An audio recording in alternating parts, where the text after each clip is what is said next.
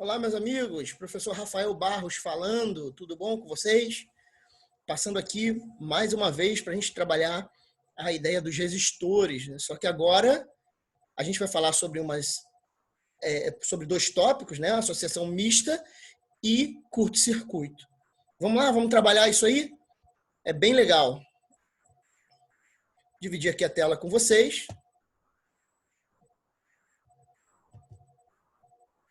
Tá aí. Tá aqui os slides. Pronto, vamos lá. Associação mista. Então, nessa associação, você vai aplicar o que você sabe de resistores em série e resistores em paralelo. Daí a importância de você saber as características de cada tipo de associação, porque agora vai misturar tudo, né? Observa aqui, ó. Olha a figura que eu tenho. Eu tenho uma associação onde eu tenho uma bateria, essas duas lâmpadas L1 e L2, elas estão em paralelo, e a L3 está em série com essas duas lâmpadas em paralelo. Então, eu posso redesenhar um circuito assim, ó, de maneira simplificada. Lâmpadas L1 e L2 em paralelo, e essa associação toda que está em paralelo fica em série com a lâmpada L3. Tá? Então, isso aqui é uma associação mista. Você misturou resistores em paralelo com uma associação em série. Vamos trabalhar a ideia aqui, olha.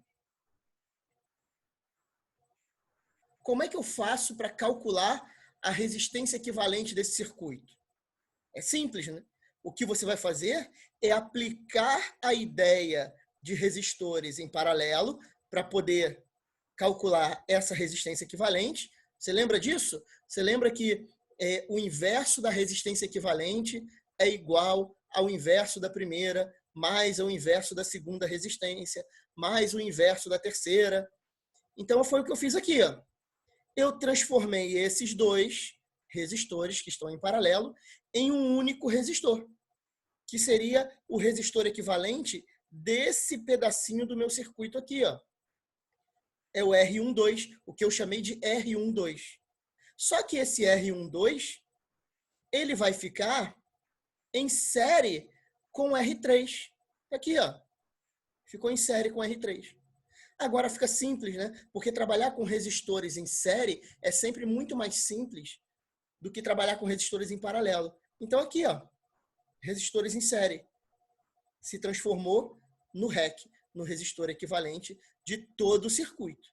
Então repara que o que eu fiz aí foi usar a ideia dos resistores em paralelo junto com resistores em série para achar essa resistência equivalente aqui, ó.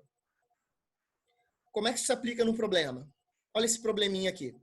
Ele te dá um circuito, né, onde eu tenho uma fonte, né, uma bateria de 3 volts, um resistor de 1 ohm entre os pontos A e B, e esses dois resistores em paralelo aqui, ó.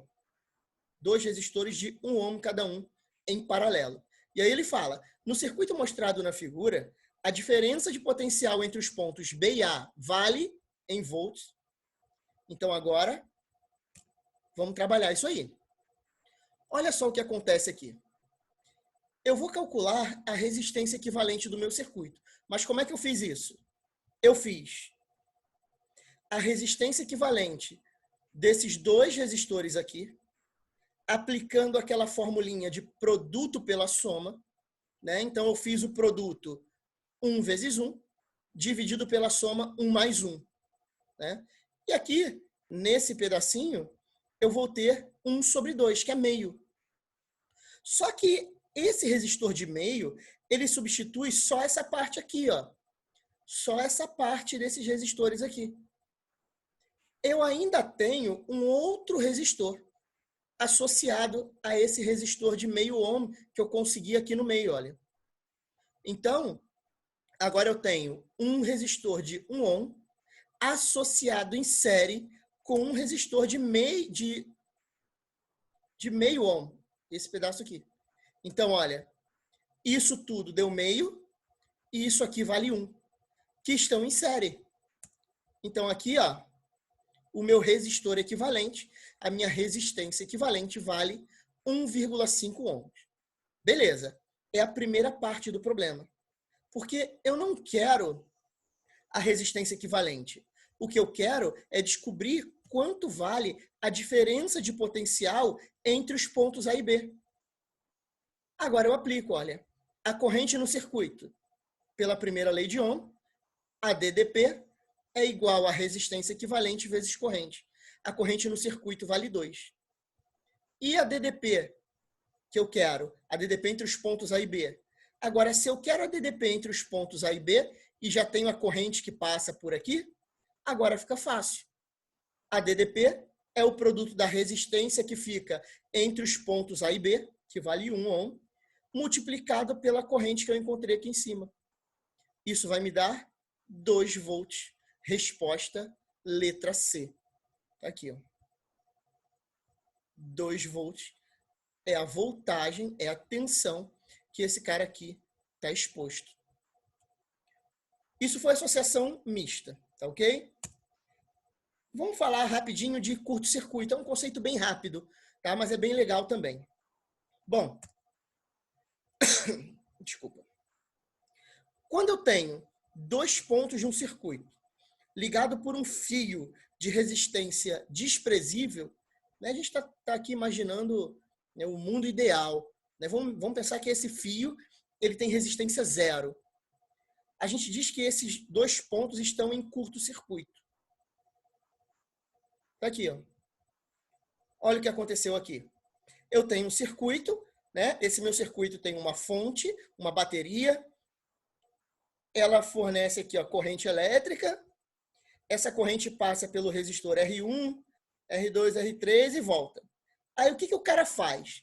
Ele pega aqui um fio, ó, essa pontezinha aqui, que tem resistência 0.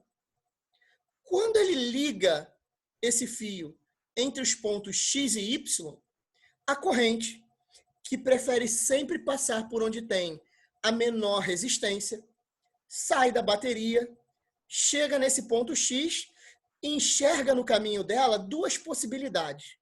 A primeira possibilidade, passar por um resistor que tem resistência R2, ou passar por um caminho que tem resistência 0. Como ela prefere passar sempre por onde tem a menor resistência, ela vem subindo, passa por R1, quando chega no X, passa toda por esse fio de resistência 0. E aí o meu resistor R2, ele deixa de funcionar. Ela passa por aqui, passa por R3, R4 e volta para a bateria. A gente diz que esse resistor R2, ele entrou em curto-circuito.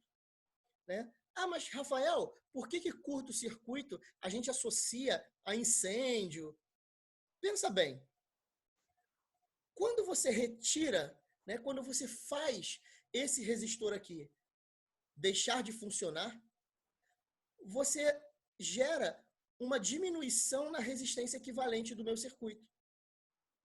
Só que, se eu diminuo a resistência equivalente, pela lei de Ohm, a resistência equivalente e a corrente são grandezas inversamente proporcionais. Então, você diminui a resistência equivalente e faz a corrente aumentar muito. Ora, o fio que estava preparado para receber uma corrente A está recebendo uma corrente B agora, que é muito maior do que a corrente A. Então, ele superaquece e aí você tem um incêndio. Daí você tem um curto-circuito associado a um incêndio, né? Gerando um incêndio. Isso é perigoso. E o exemplo aqui da nossa querida UERJ, olha o que ele fala. Em uma experiência, 3 lâmpadas idênticas, L1, L2 e L3, foram inicialmente associadas em série e conectadas a uma bateria E de resistência interna nula. Cada uma dessas lâmpadas pode ser individualmente ligada à bateria sem se queimar. Observe o esquema desse circuito, quando as 3 lâmpadas encontram-se acesas.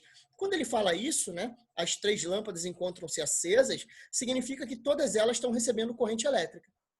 A L1 está recebendo corrente elétrica, a L2 também e a L3 também. Como elas estão em série, lembra que em série a corrente é a mesma para todos os resistores. Então a corrente vai passando por L1, L2 e L3. Aí o que esse sujeito faz? Ele fala assim, em seguida, os extremos não comuns L1 e L2, que ele representa aqui, ó, foram conectados a um fio metálico. Aqui. Ora, ele não fala que o fio metálico tem resistência desprezível, mas você pode considerar, tá? Considera que esse fio metálico é um fio que tem resistência desprezível. Aí ele continua. A afirmativa que descreve o estado de funcionamento das lâmpadas nessa nova condição é... Então ele quer saber o seguinte, qual lâmpada se mantém acesa, qual lâmpada que vai apagar, ele quer saber justamente isso. Vamos ao conceito, a ideia de curto-circuito. O que vai acontecer aqui? Quando você liga esses dois pontos do circuito usando um fio de resistência desprezível, a corrente elétrica sai da bateria e quando chega nesse nó, o que ela faz? Ao invés de passar por esse caminho, que tem as resistências das lâmpadas 1 e 2, ele prefere passar por esse caminho, que não tem resistência nenhuma. Então ela faz isso, ó. Sai da bateria, passa pelo fio de resistência nula, passa por L3 e volta para a bateria. Repara que as lâmpadas L1 e L2, ó, não estão recebendo corrente elétrica. Então, a L1 não está recebendo corrente elétrica, apagou. A L2 também apagou. Então, a única lâmpada que funciona no nosso circuito é a lâmpada L3. Certo? Então, a resposta é letra C, onde as minhas lâmpadas, deixa eu voltar aqui,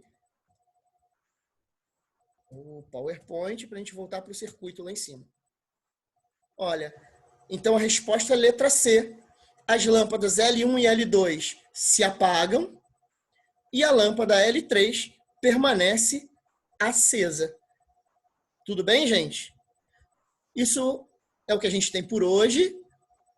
Falei sobre curto-circuito, associação mista, são assuntos importantes, tá? Então agora é só você dar aquele reforço e um grande abraço para vocês, bons estudos. Deixa eu parar aqui a minha exposição. Grande abraço, até a próxima, gente. Tchau, tchau.